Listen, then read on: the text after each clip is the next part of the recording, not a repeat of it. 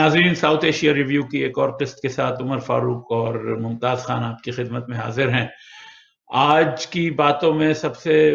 جو important update پوری دنیا میں اور ساؤتھ ایشیا میں بھی ہے کہ یہ جو کووڈ کی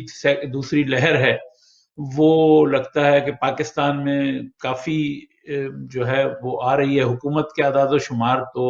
اتنا نہیں بتاتے کہ وہاں پہ بہت زیادہ انفیکشنز ہیں، لیکن اگر آپ عام عوام کی بات کریں تو بہت لگتا ہے کہ بہت تیزی سے جو ہے وہاں پہ نسبتاً پہلی لہر کے مقابلے میں زیادہ تیزی سے پھیل رہا ہے کووڈ، اور اس میں اموات بھی ہو رہی ہیں۔ اس پہ تھوڑی سی بات کریں گے کہ ہندوستان، پاکستان اور اس پورے خطے میں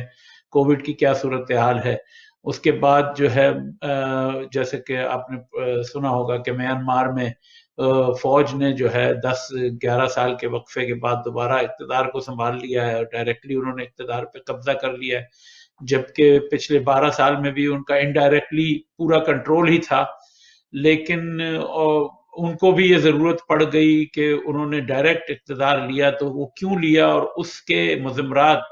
پاکستان جیسے ملک میں کہ جہاں پہ تقریباً فوج کا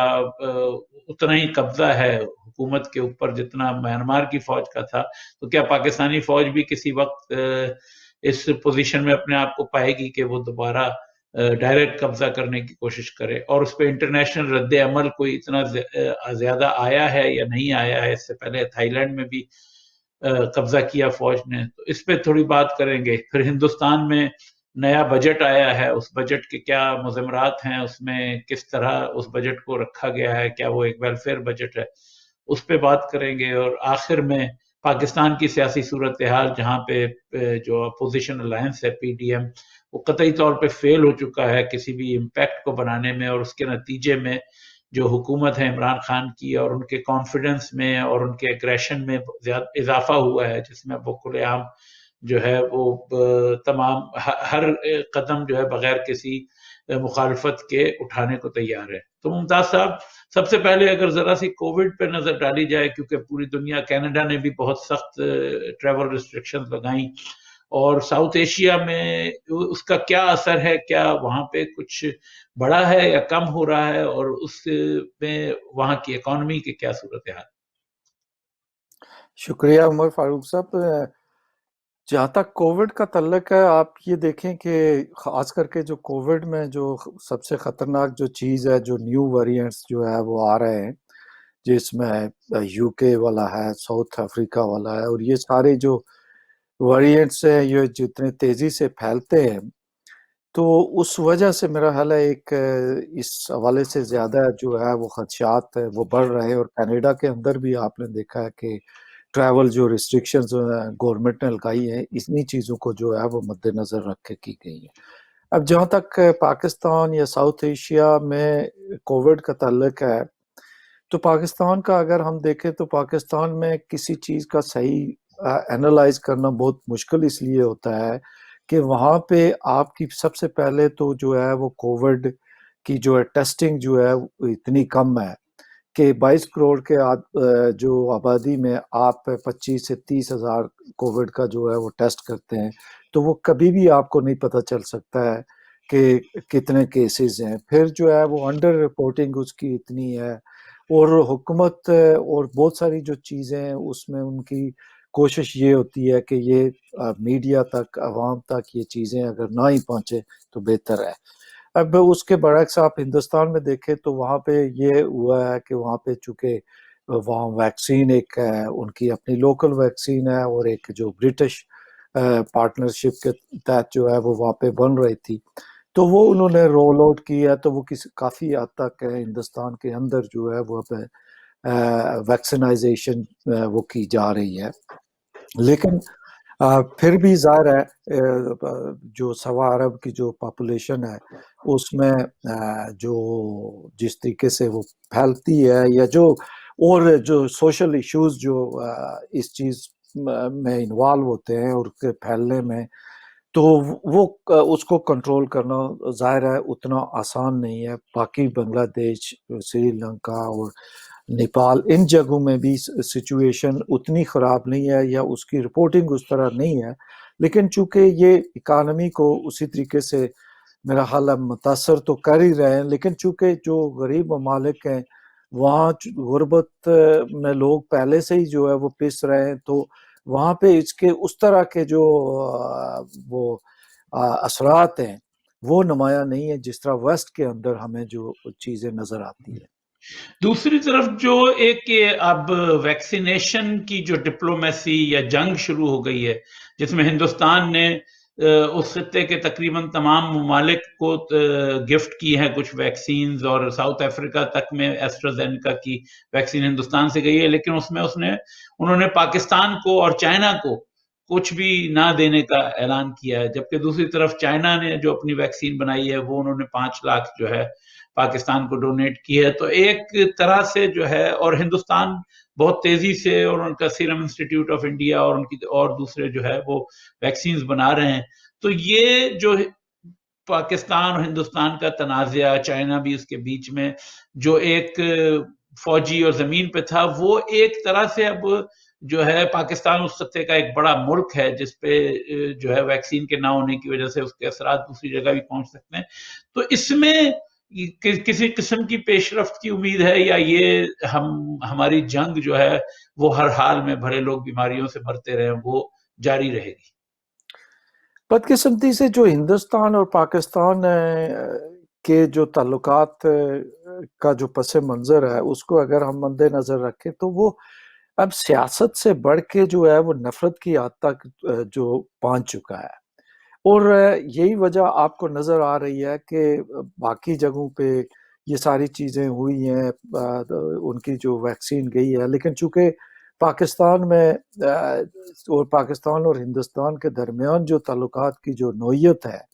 وہ اتنی جو ہے وہ مخاصمانہ ہے، اور ایک تو ہوتا ہے نا کہ آپ کے اختلافات ہوتے ہیں، آپ کی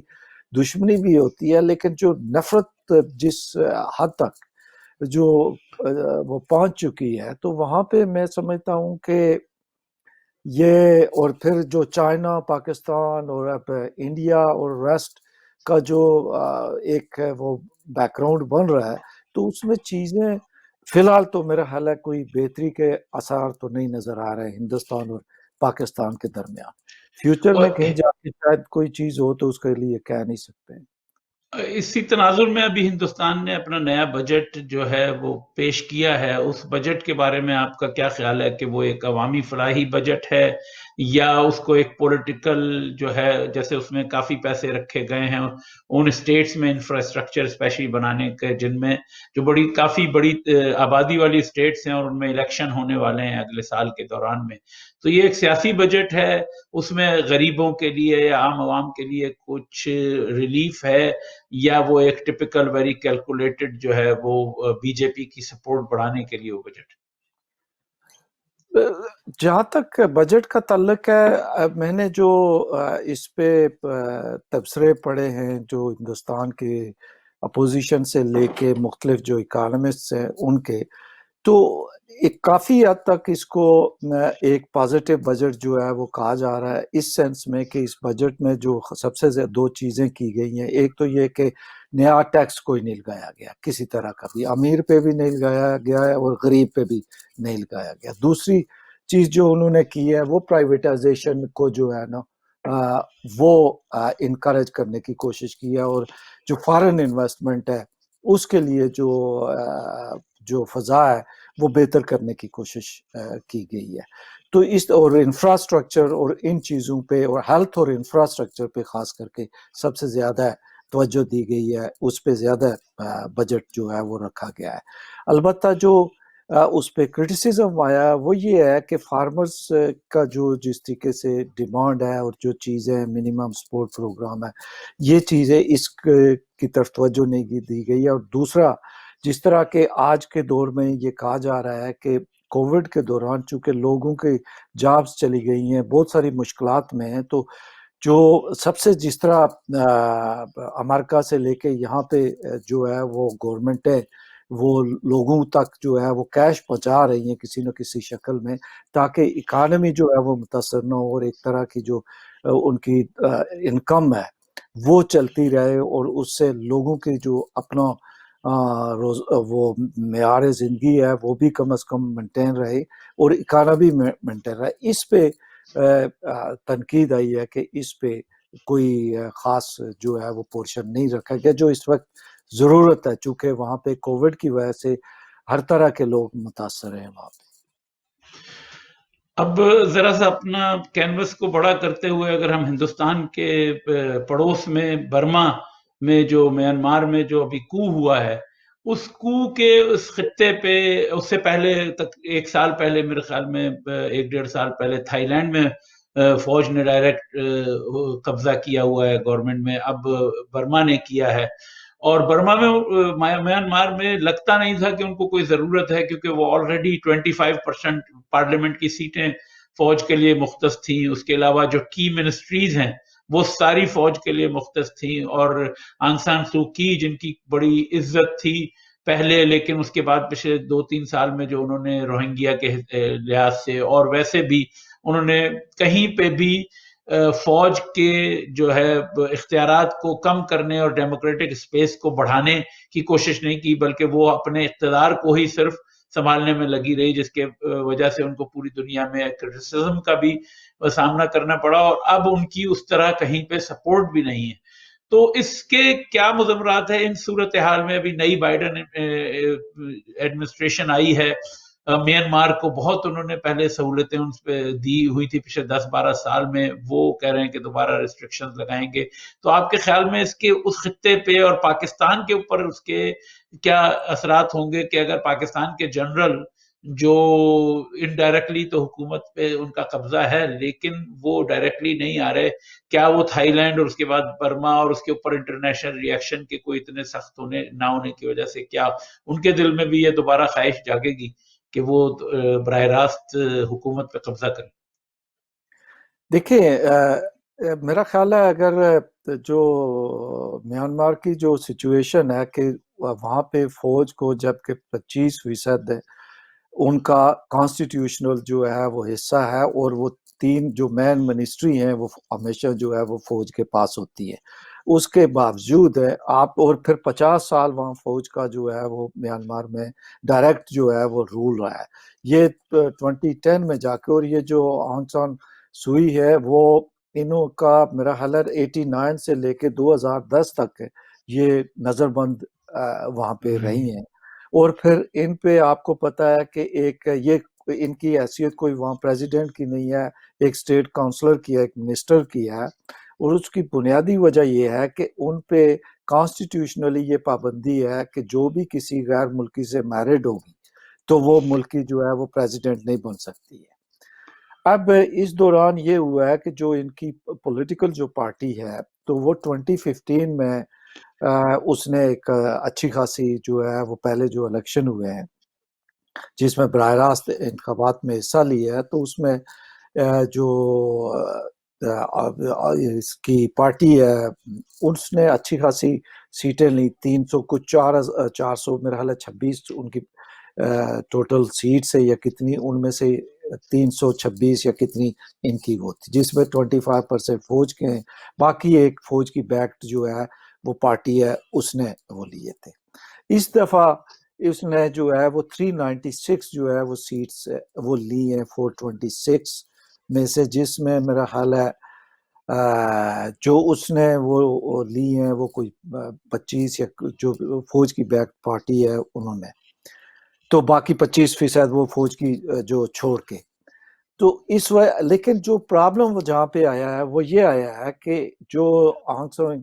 سوئی ہے اس نے یہ تجویز کیا کہ جو 2025 ہوگا تو اس کے الیکشن میں فوج کے جو 25% سے کم کر کے وہ 15% جو ہے وہ سیٹیں کرے گی، اور جو 2030 میں جو الیکشنز ہوں گے وہ 15% سے کم کر کے وہ 10% جو ہے وہ کریں گی. تو یہ جو چیز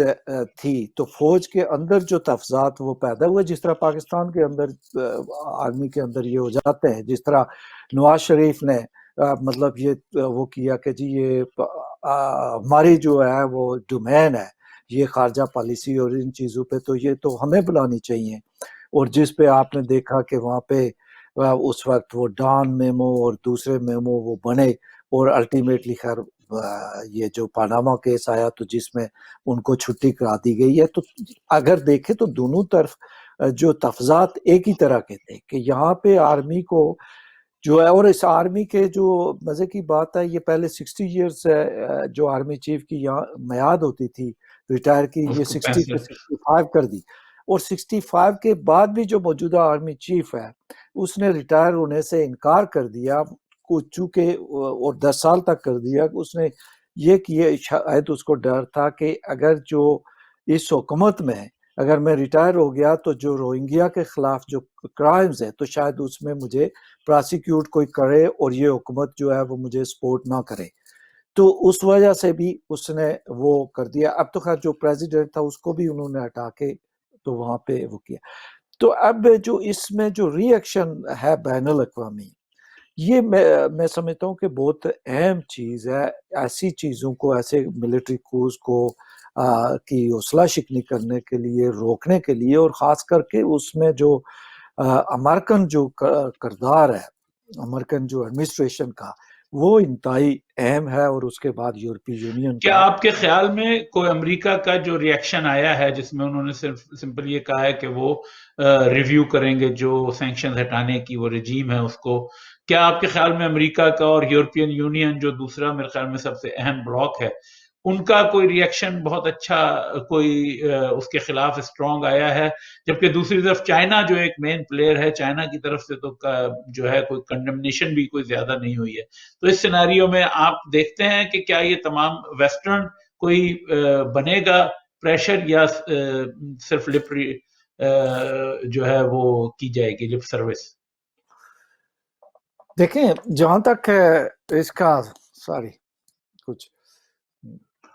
جہاں تک اس کا تعلق ہے ری ایکشن کا، تو اس میں یہ سمجھتا ہوں کہ اس وقت تک تو جو آیا ہے فی الحال وہ ٹھیک ہی ہے، وہ کوئی اتنا کمزور بھی نہیں ہے. امریکنز نے یہ کہا کہ ہم جو ہے وہ سینکشن دوبارہ لگائیں گے میانمار کے خلاف. یورپی یونین کا بھی ایک سٹرانگ ری ایکشن ہے، برطانیہ کا بھی ہے، باقی جگہوں سے بھی ہے. لیکن اب یہ کس حد تک اس کو آگے جا کے اس کو امپلیمنٹ کیا جاتا ہے، پولیٹیکلی اس کو کتنا پریشرائز کیا جاتا ہے، وہ جہاں کا رجیم ہے. چائنا تو ڈیفینیٹلی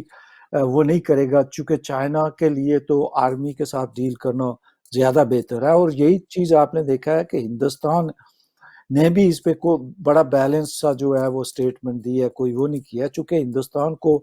اس پولیٹیکل ریالٹی کا پتہ ہے کہ وہاں پہ جو حکومت ہے کا کنٹرول ہے وہ آرمی کے پاس ہوتا ہے. اور چونکہ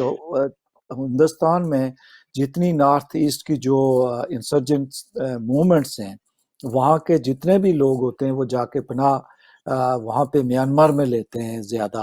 اور اس وجہ سے ہندوستان کو یہ پتا ہوتا ہے کہ ان کو ٹیکل کرنے کے لیے ان کو وہاں کی ملٹری کی ضرورت ہے. تو اس وجہ سے ہندوستان نے بھی ایک بیلنس وہاں پہ اپروچ لی ہے. لیکن میں یہ سمجھتا ہوں کہ شاید ابھی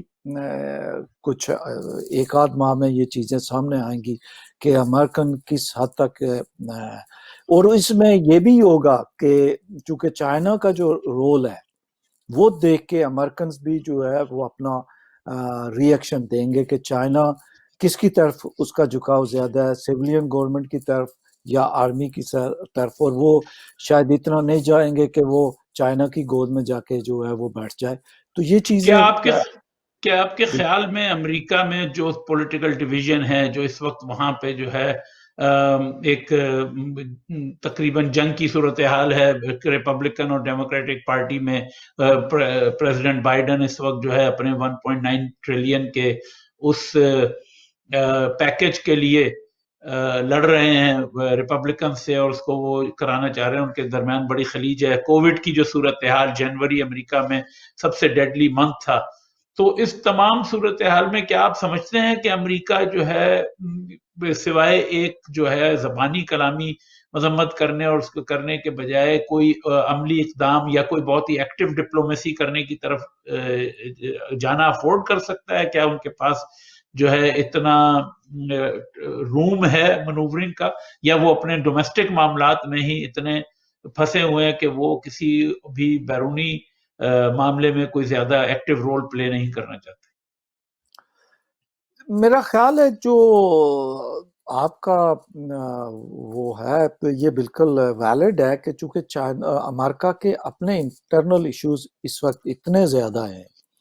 کہ ان کے پاس ابھی تک جو ہے وہ، چونکہ یہ کوئی اتنا میں سمجھتا ہوں کہ بہت بڑا ایشو بھی نہیں ہے امریکہ کے لیے اس وقت، اس سے زیادہ تو ان کے لیے افغانستان کا ہے، مڈل ایسٹ کا ہے، ایران کا ہے، تو وہ تو سب سے پہلے توجہ تو ان اہم ایشوز کی طرف دیں کہ یہاں پہ زیادہ سے زیادہ وہ یہی کوشش کریں گے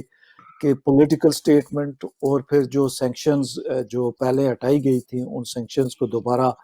اب وہ سینکشنز کس حد تک وہاں کی ملٹری کو متاثر کرتی ہیں، چونکہ پہلے آپ دیکھیں کہ انہوں نے 50 سال گزارے ہیں اس طریقے سے، تو امریکن کوئی جو اکنامک ایڈ ہے یا دوسری جو چیزیں ہیں وہ کس حد تک ان کو جو اور فورس کر ویسے سکتی یہ ہے۔ جو ابھی جو اسکو کے جو لیڈر ہیں جنرل منگ، میرے خیال میں وہ آلریڈی سینکشنڈ پرسنز میں ہے، پچھلے 2 سال سے امریکہ کی لسٹ میں ہے، کیونکہ روہنگیا میں جو کچھ ہوا اس کے نتیجے میں امریکہ نے ان پہ سینکشنز لگائے ہوئے، تو اس سے مزید ان کو کیا کر سکتے ہیں؟ یہ دیکھیں جو بنیادی چیز ہم نے پاکستان کی پالیٹکس کے اندر رہ کے جو سیکھا ہے، جو فوج کی جو انٹرونشن ہے یا کنٹرول ہے، چونکہ فوج بنیادی طور پہ ان چیزوں کو جس طریقے سے وہ اپنے جو نیشنل جو سیکورٹی ڈاکٹرین ہے اس کے ساتھ جوڑا ہوتا ہے، تو اس کے ساتھ ساتھ وہ اس میں بہت کوئی بڑی تبدیلی یا کوئی حکومت جو وہ کمپلیٹلی کنٹرول حاصل کرنا چاہ رہی ہو سویلین، تو وہ ایک اپنے لیے ایک ایگزسٹینشیل تھریٹ سمجھتے ہیں کہ یہ جو ہے ان کے ادارے کے لیے ایک ایگزسٹینشیل تھریٹ ہے، جس کو وہ کبھی بھی جتنی بڑی سینکشنز بھی شاید بعض دفعہ آ جائیں تو وہ میرا خیال ہے ان کو اپنی تھریٹ جو ایگزسٹینشیل ہے وہ پہلے اس کو وہ ایڈریس کریں گے، بعد میں یہ جائے گی۔ تو یہی میانمار کی سچویشن ہے، چونکہ 50 سال کا جو رول ہے اس کو کون چھوڑے گا اور کیوں آسانی سے وہ گیو اپ کریں گے، یہ تو ہمارا تجربات ہے نا۔ ممتاز صاحب، ہمارا وقفے کا ٹائم ہوا ہے، وقفے کے بعد آ کے ہم اپنی توجہ تھوڑی پاکستان کی طرف اور وہاں پہ جو لیٹسٹ ڈیولپمنٹ ہوئی ہیں اس کی طرف لے کے جائیں گے۔ ناظرین، وقفے کے بعد حاضر ہوتے ہیں۔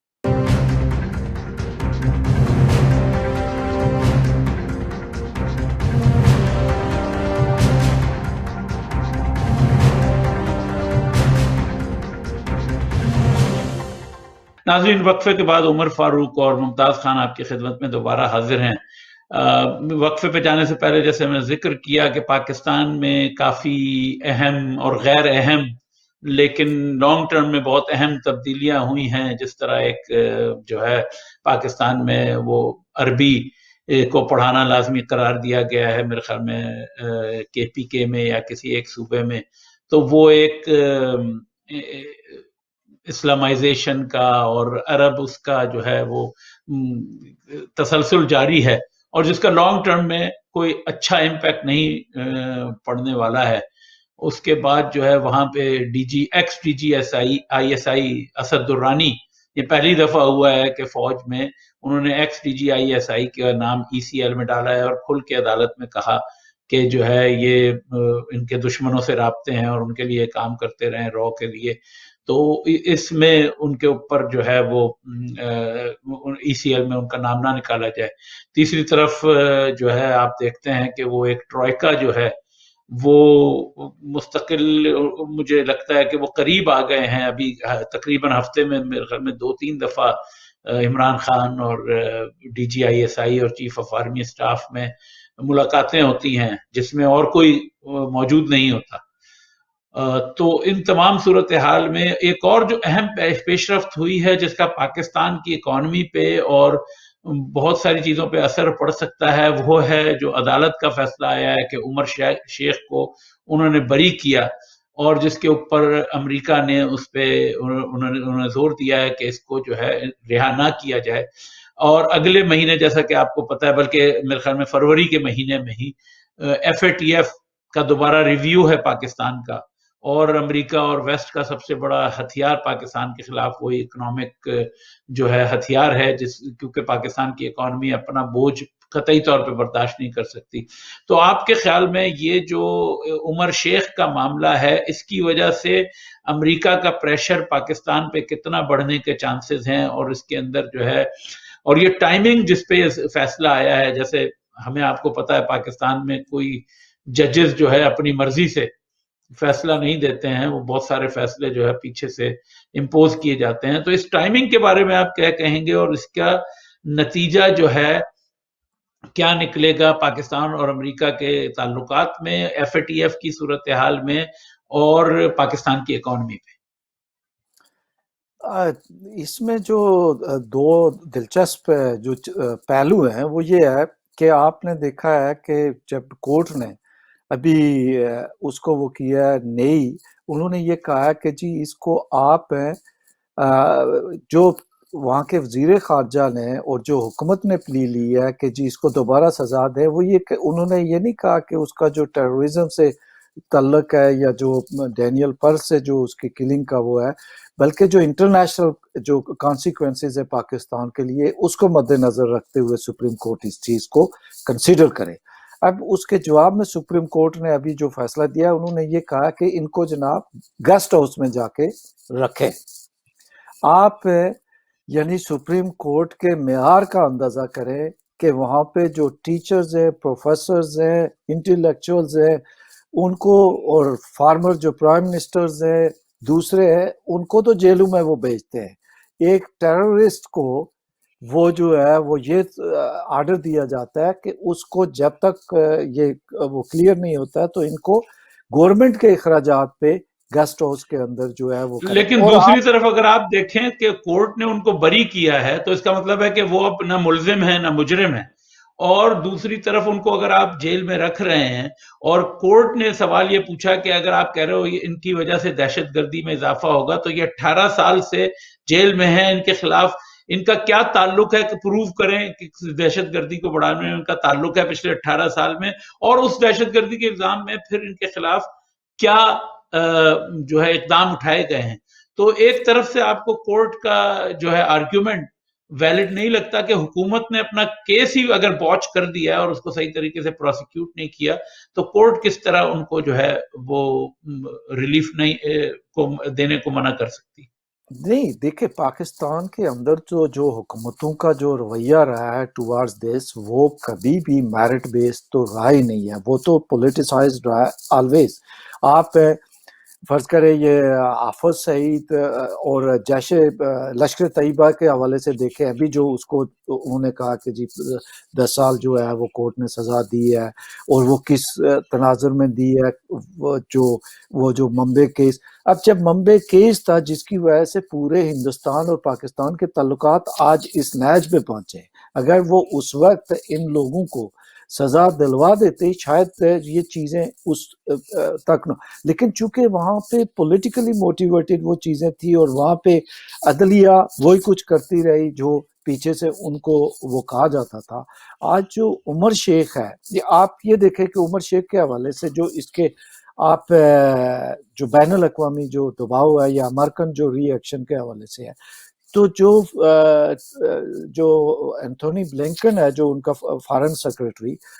اس نے جو کال کی ہے تو پہلی کال ہی اسی کے بارے میں تھی پاکستان کے فارن منسٹر کو. تو آپ اس سے یہ اندازہ لگا سکتے ہیں, اور پاکستان اور امریکہ کے جو تعلقات آئندہ وہ رہیں گے وہ دو ہی ایشوز پہ رہیں گے سب سے زیادہ, وہ افغانستان اور ٹیررزم کے حوالے سے رہیں گے, اور اس کے علاوہ ان کے درمیان اس طرح کا کوئی اسٹریٹجک اور کوئی اس طرح کی چیزیں اب نہیں رہی ہیں. تو یہ دباؤ تو پاکستان پہ ڈیفینیٹلی رہے گا, اور پاکستان اب یہ اس کے ہونے سے آپ ایف اے ٹی ایف پہ دیکھنا کہ وہاں پہ جو ہے وہ اس کا دباؤ کیسے آئے گا پاکستان پہ, کہ آپ تو ایک طرف یہ کہتے ہیں کہ ہم جو ہے وہ ٹیررسٹ جو ہے یا ٹیررزم کی حوصلہ شکنی کر رہے ہیں, اور ایک جو ڈکلیئر ٹیررسٹ ہے, مرڈر ہے, اس کو وہاں کی جو ہے وہ عدالتیں وہ چھوڑ رہی ہیں. اور آپ یہ دیکھیں کہ مجھے یہ سمجھ نہیں آ رہی ہے کہ ایسی ٹائمنگ پہ جب عدلیہ اور پاکستان کی عدلیہ آزاد نہیں ہے, وہ جب یہ فیصلہ دیتی ہے تو اس سے کیا پاکستان کی جو اسٹیبلشمنٹ ہے وہ کوئی پولیٹیکلی کوئی بارگین جو ہے وہ اس حوالے سے کرنا چاہ رہی ہے کہ جی ٹھیک ہے ہم اس کو دوبارہ جیل میں بھجوا دیں گے، اس کو یہ چیزیں کروا دیں گے شاید، لیکن ہمیں بھی کچھ جو ہے وہ رعایت چاہیے، ایف اے ٹی ایف پہ ہمیں دلوا دیں، کسی افغانستان کے حوالے سے جو ہے وہ ہمارے جو تحفظات ہیں وہاں کے جو انڈین جو وہ کردار ہے اس کو جو ہے وہ منیمائز کیا جائے۔ تو میرا جو خیال ہے کہ جو جیسے آپ نے کہا کہ جو ٹائمنگ ہے وہ ٹائمنگ ایسی ہے کہ اس پہ کورٹ کا یہ فیصلہ آ جانا، اور یہ ساری چیز، حالانکہ کورٹ ڈیلے بھی کر سکتا تھا یہ چیزیں، چلو وہ اس کے پاس ان کے پاس کوئی کافی پروف نہیں تھا، یہاں تو 10 سال لوگ تو ویسے ہی جیل میں بے گناہ پڑے رہتے ہیں۔ تو میرا خیال ہے کہ اس کے پیچھے کچھ نہ کچھ کوئی چیز ہوگی، اب وہ کس طرح پلے آؤٹ کرتی ہے، پاکستان کے فیور میں کرتی ہے، اس کے اگینسٹ کرتی ہے، یہ آنے والے دن جو ہے وہ بتائیں گے۔ آپ نے افغانستان کا ذکر کیا، تو کیا امریکی حکومت کے کچھ جو نئی حکومت آئی ہے بائیڈن کی، اس میں کچھ ان کے خد و خال نمایاں ہو رہے ہیں کہ ان کے افغانستان کے بارے میں کیا اپروچ ہے، وہ اس جو دوحہ معاہدے کو ہے اس کو ایکسیپٹ کرنے جا رہے ہیں اور اس کو کس حد تک امپلیمنٹ کرنے جا رہے ہیں، اور طالبان کے ساتھ ان کا جو تعلق ہے اس کو وہ کس طرح ٹیکل کرنے جا رہے ہیں، اور دوسری طرف جنرل جو مڈل ایسٹ میں جو ایک اسرائیل کی اور فلسطین کے حساب سے ایران کے حوالے سے کچھ ان کی پالیسی کے خد و خال لگ رہے ہیں، کیونکہ ایران پہ تو کہا یہ گیا تھا کہ بائیڈن فوری طور پہ اس معاہدے میں دوبارہ واپس جائیں گے جو ہوا تھا امریکہ، یورپین یونین اور ایران کے بارے میں، لیکن اس پہ کافی ہپوکریٹیکل ان کا بیان آیا ہے کہ پہلے ایران جو ہے وہ اپنی جو امریکہ جب معاہدے سے نکل گیا تھا اس کے بعد ایران نے ان کو بتا کے اپنی جو ہے وہ یورینیم کو اس کی افزودگی بڑھانے میں انہوں نے بڑھایا اس کے نتیجے میں جو امریکہ نے چھوڑا، لیکن اب امریکہ کہتا ہے کہ پہلے وہ اس کو کم کریں تب ہم سوچیں گے دوبارہ معاہدے میں جانے میں۔ تو آپ کے خیال میں افغانستان، ایران اور مڈل ایسٹ کے حوالے سے کیا آپ کو نظر آ رہا ہے کہ امریکہ کی پالیسی کیا ہوگی؟ دیکھیں جہاں تک افغانستان کا تعلق ہے، میرا خیال ہے اس پہ انہوں نے اپنا ایک پوائنٹ آف ویو دیا بھی ہے کہ وہ اس ڈیل کو آن رکھنا چاہتے ہیں۔ تو وہ جو افغانستان کے حوالے سے ہے وہ طالبان کے حوالے سے ہے، اور یہ بائیڈن حکومت کی خواہش بھی ہے کہ وہاں سے وہ اپنی افواج کو نکالیں، لیکن چونکہ وہ یہ 2-3 چیزوں پہ میرا خیال ہے ان کی جو کنسرن ہے وہ یہ ہے کہ جو طالبان نے، ایک تو یہ ہے کہ اس میں ٹرمپ گورنمنٹ نے بہت ساری چیزیں کنسیشنز ان کو جو دی ہیں وہ شاید بائیڈن گورنمنٹ کے لیے ایکسیپٹیبل نہیں ہے، یا بائیڈن کے جو الائز ہیں ان کے لیے بھی ایکسیپٹیبل نہیں ہے۔ اور اس میں بنیادی ایک چیز انہوں نے یہ کہا تھا کہ جی وائلنس کو روکنا، القاعدہ کے خلاف جو ہے وہ طالبان مدد کریں گے، اور پھر جو وہاں پہ جو خواتین کے حقوق ہے اس حوالے سے میں سمجھتا ہوں کہ بائیڈن کی جو حکومت ہے، جو موجودہ یہ ٹونی جو بلنکن ہے اس کی جو سٹیٹمنٹ ہے، یہ 2-3 جو ایریاز ہیں اس پہ میرا خیال ہے انہوں نے کہا ہے کہ ہم جو ہے وہ اس کو ریویو کریں گے، اور انہوں نے میرا خلیل وہ جو کیا نام ہے اس کا پورا، زلمے خلیل زاد، زلمے خلیزات جو ہے اس کو بھی انہوں نے آن بورڈ رکھا ہے، جو ٹرمپ جو نیگوشیٹر تھا طالبان کے ساتھ۔ تو اس سے یہ لگ رہا ہے کہ وہ دلچسپی تو ان کی ہے کہ بالکل طالبان کے ساتھ ڈیل ہونی چاہیے، لیکن کچھ چیزوں میں وہ ری نیگوشیٹ کریں گے طالبان کے ساتھ۔ ایک تو یہ جو وائلنس چل رہی ہے، القاعدہ کا جو کنٹرول ہے، یا طالبان کا جو اپنا کردار ہے اس وقت تک وائلنس میں، ان چیزوں کو، اور دوسرا جو ہے وہ خواتین کا وہاں پہ جو رائٹس کے حوالے سے ہے، اور تیسری میں یہ سمجھتا ہوں کہ جو طالبان جو اس کا جو کمپلیٹلی اسٹیٹ کا جو ہے وہ اس کا جو پولیٹیکل کریکٹر جو ہے وہ ریلیجس کریکٹر کے اندر جو ہے وہ تبدیل کرنے کی کوشش کریں گے۔ ان 3 ایریاز میں میرے نزدیک شاید ہے بائیڈن گورنمنٹ ریویو کرے گی اور ری نیگوشیٹ ان کے ساتھ کرے گی، لیکن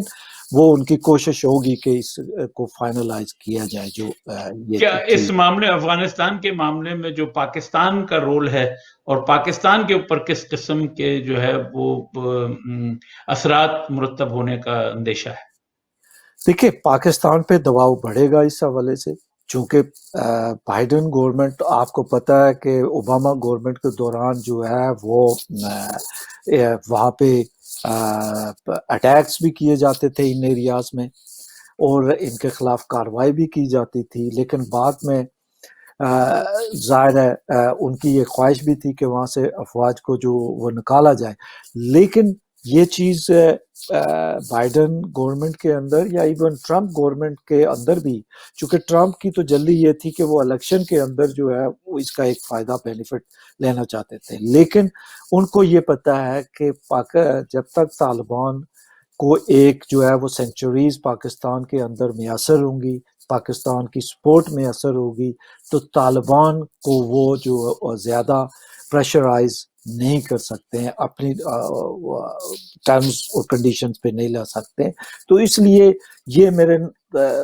بہت کلیئر ہوں کہ اس حوالے سے پاکستان پہ دباؤ اور زیادہ بڑھے گا طالبان کے حوالے سے کہ آپ جو ان کی سپورٹ ہے ختم کریں، ان کو مجبور کریں کہ ان چیزوں پہ یہ جو ہے وہ کنسیڈ کریں. تو اس طرح سے اب پاکستانی اسٹیبلشمنٹ جو جس کا بنیادی اس میں کردار ہے وہ کس حد تک اس سے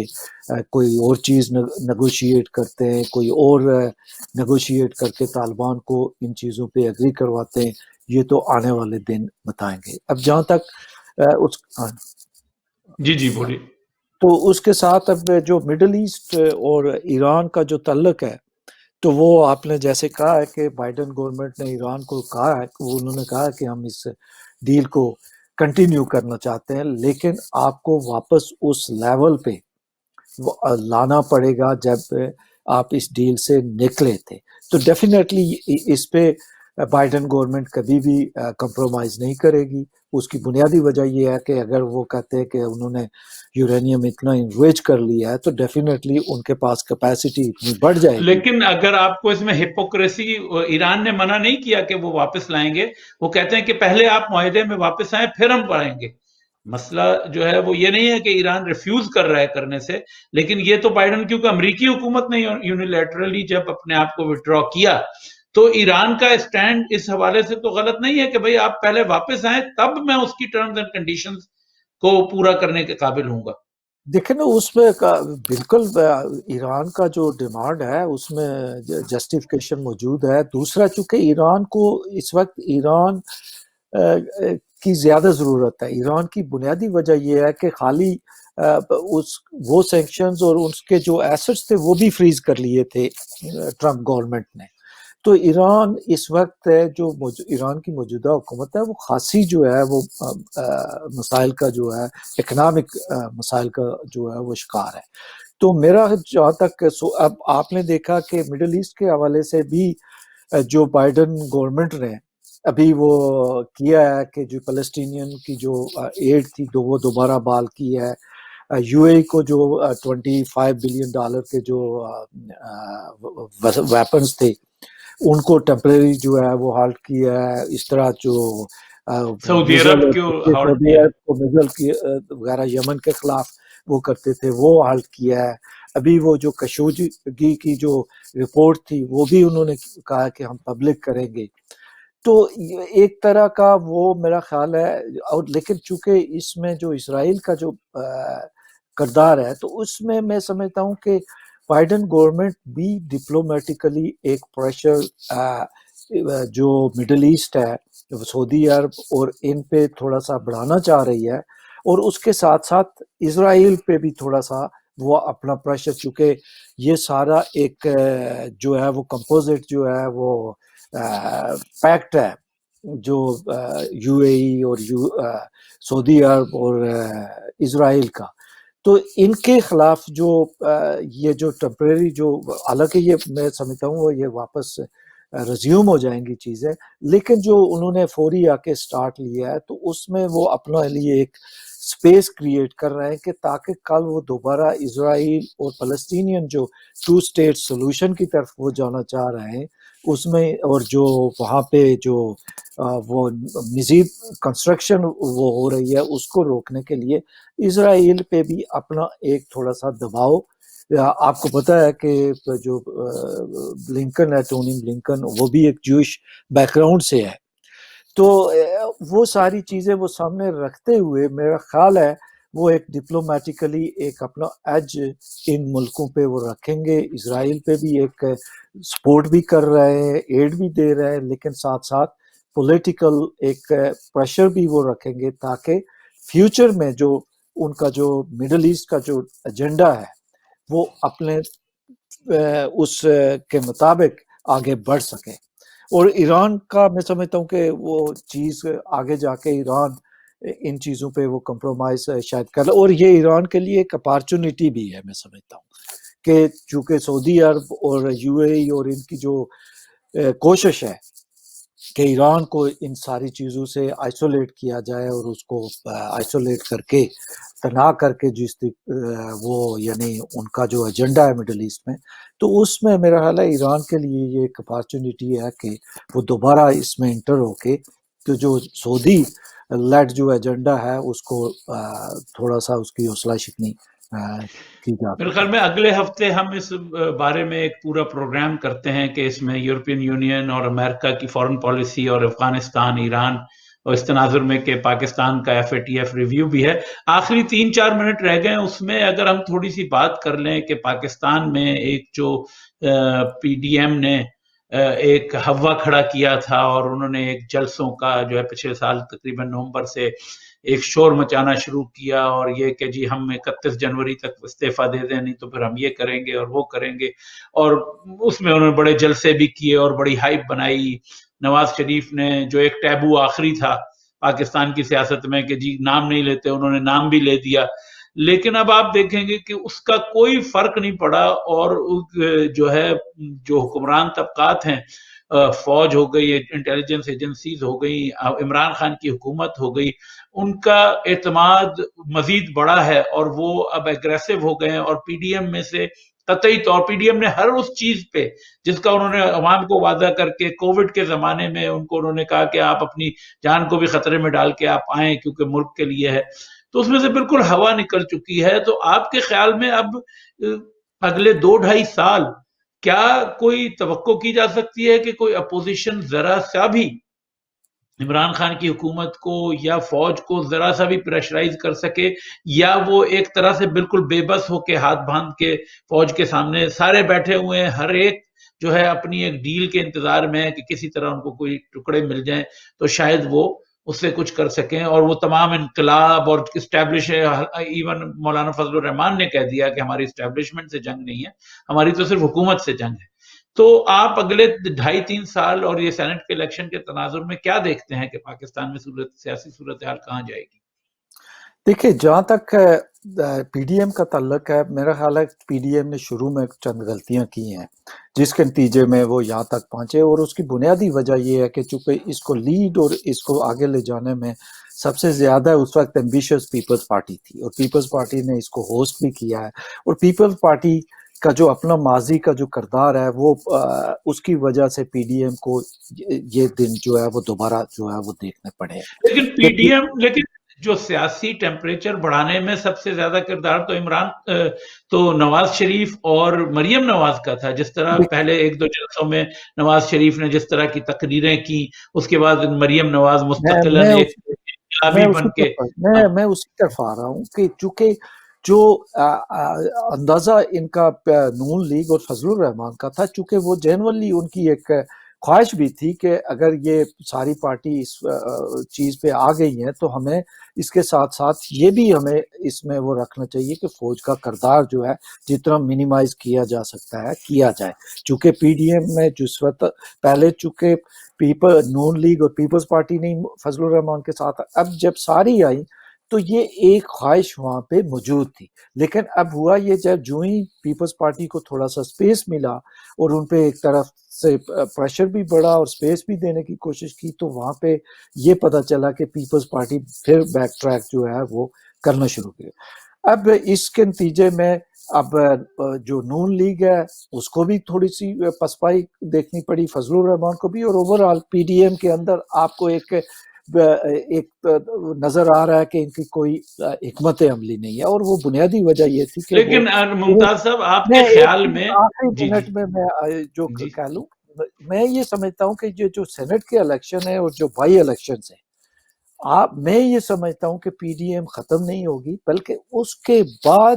اس سے جو لیسن یہ سیکھیں گے تو اس کے نتیجے میں ایک نئی حکمت عملی کے ساتھ شاید یہ بہتر طریقے سے آگے آئیں گے، چونکہ عمران خان کی جو اپنی غلطیاں ہیں اس حکومت کی، جو معیشت کی ہیں، جو سیاست کی ہے، جو دوسری ہے،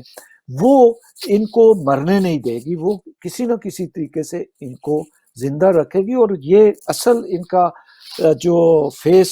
سامنے آئے گا وہ سینٹ کے الیکشنز کے بعد آئے گا کہ ممتاز پھر صاحب ہمارا وقت ختم ہو رہا ہے. میں آپ کی پرامید بات کہ آپ سمجھتے ہیں کہ سبق سیکھیں گے، میں اپنی تقریباً زیادہ تر زندگی گزار چکا ہوں، اور میرے نظر میں کسی نے پاکستان میں اپوزیشن ہو، حکومت ہو، فوج ہو، کوئی سبق سیکھنے کے لیے وہاں پہ نہیں ہے. اور جیسا آپ نے کہا کہ جی پیپلز پارٹی پھر گئی، پیپلز پارٹی کا پہلے دن سے سب کو، اگر آپ ایک غیر جانبداری سے معائنہ کرتے تو پیپلز پارٹی کا ہمیشہ سے پتا تھا کہ وہ کبھی بھی سیریس نہیں ہیں، نہ استعفے دینے میں، نہ اپنی سندھ حکومت چھوڑنے میں. مسلم لیگ اور فضل الرحمان اپنی مفادات کے لیے وہ ولفل نیگلیکٹ کرتے رہے، وہ یہ ازیوم کرتے رہے کہ جی ہمیں بڑا یقین تھا، ہم ملک سے بہت دور بیٹھے ہوئے، ہمیں بھی اندازہ تھا کہ پیپلز پارٹی بالکل سنسیئر نہیں ہے، اور نہ باقی کوئی بھی ہے، وہ سب اپنی اپنی ایک ڈیل کے سلسلے میں جو ہے ایک دوسرے کو استعمال کر رہے ہیں. اور ان پارٹیوں کے لیڈروں سے جو ہماری بات بھی ہوئی ہے میری کچھ لوگوں سے، ان کا وہ کہتے ہیں ہمیں یہی یقین نہیں کہ کس دن ہمارے برابر جو بیٹھا ہوا ہے جا کے ڈیل کر کے وہ بیٹھ جائے گا. بہرحال ناظرین، ہمارا وقت ختم ہوا. اگلے ہفتے کچھ نئے ٹاپکس کے ساتھ آپ کی خدمت میں حاضر ہوں گے. خدا حافظ.